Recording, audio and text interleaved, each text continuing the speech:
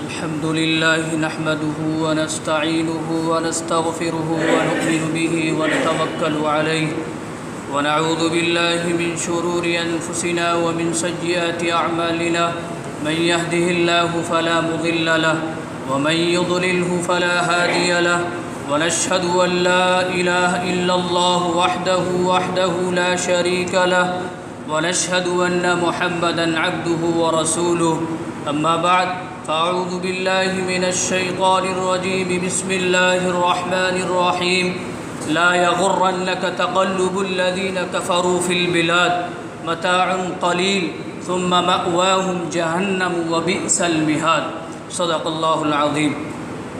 میرے محترم بزرگوں اور دوستوں، آج کا موضوع مسلم نوجوان اور مغربی تہذیب کے اثرات۔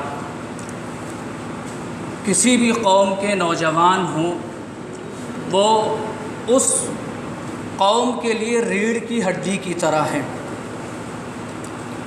میرے عزیزوں اور بزرگوں، آج مغربی تہذیب ہمارے مسلم نوجوان بہت زیادہ اپناتے ہوئے چلے جا رہے ہیں۔ یہ زمین و آسمان ہمیں دیکھ رہے ہیں اور عجیب کشمکش کے اندر مبتلا ہے کہ آخر یہ امت محمدیہ صلی اللہ علیہ وسلم، یہ آقا کے غلام، یہ اولیاء کرام کا دامن تھامنے والے، یہ خیر امت کا لقب پانے والے، یہ خوبیوں اور فضیلتوں والی امت آج کون سے طریقے پر چل رہی ہے، کیا کیا کر رہی ہے؟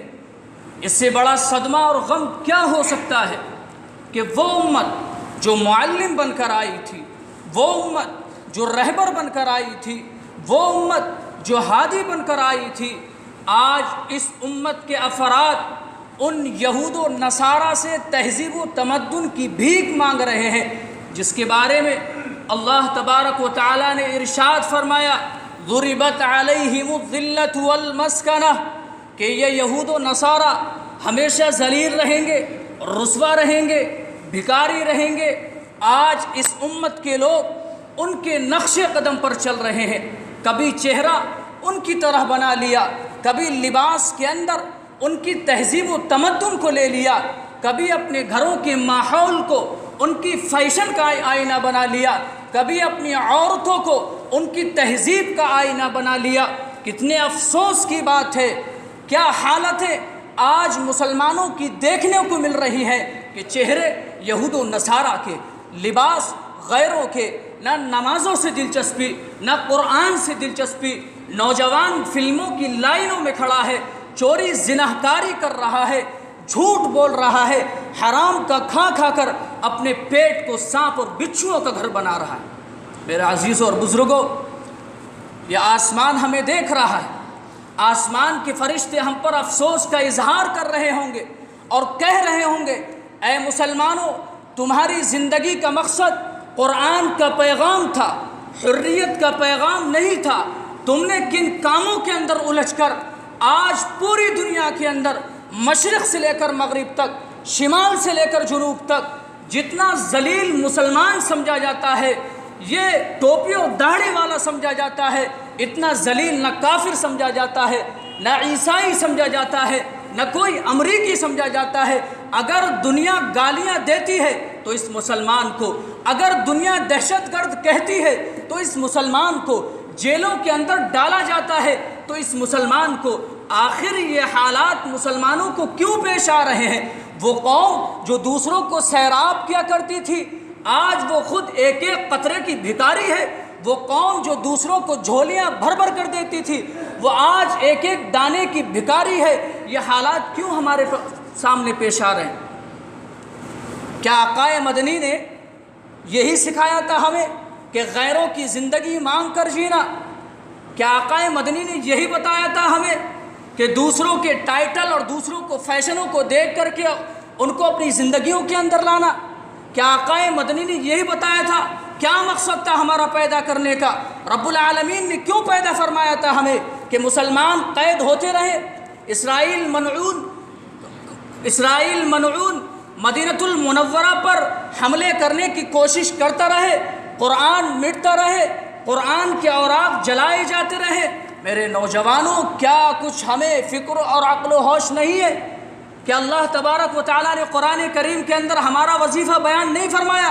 اللہ نے ارشاد فرمایا، قل ان صلاتي ونسكي ومحياي ومماتي لله رب العالمین، کہ تمہارا جینا، تمہارا مرنا، تمہاری زندگی، تمہاری موت، سب کچھ اللہ کے لیے۔ مختصر طور پر وقت ہونے لگا۔ نوجوان، آج نوجوان عیاشیوں کے اندر مبتلا ہے، وہ نوجوان نہیں جو عیاشیوں کے اندر مبتلا ہے۔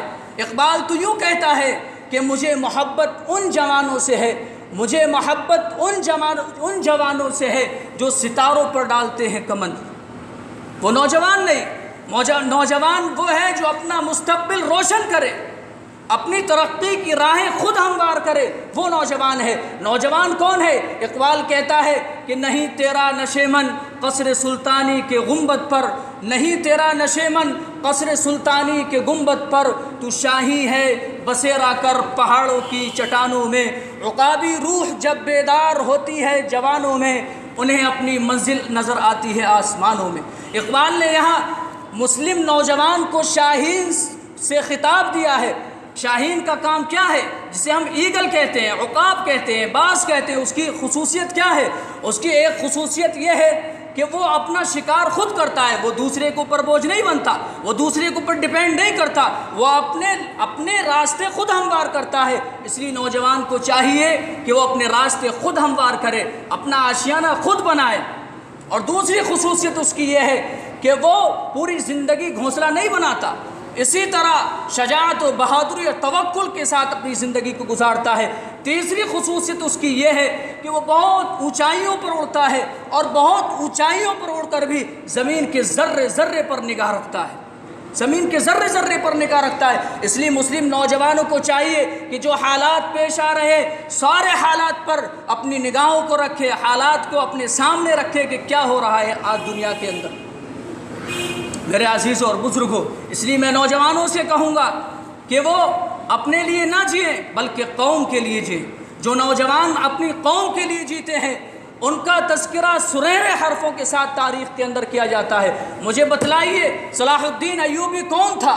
صلاح الدین ایوبی ایک نوجوان تھا جس نے بیت المقدس کو فتح کیا اور وہاں اسلام کا پرچم لہرایا۔ مجھے بتائیے طارق بن زیاد کون تھا؟ طارق بن زیاد ایک نوجوان تھا جس نے اندلس کی زمینوں کو فتح کیا۔ مجھے بتلائیے خالد بن ولید کون تھے؟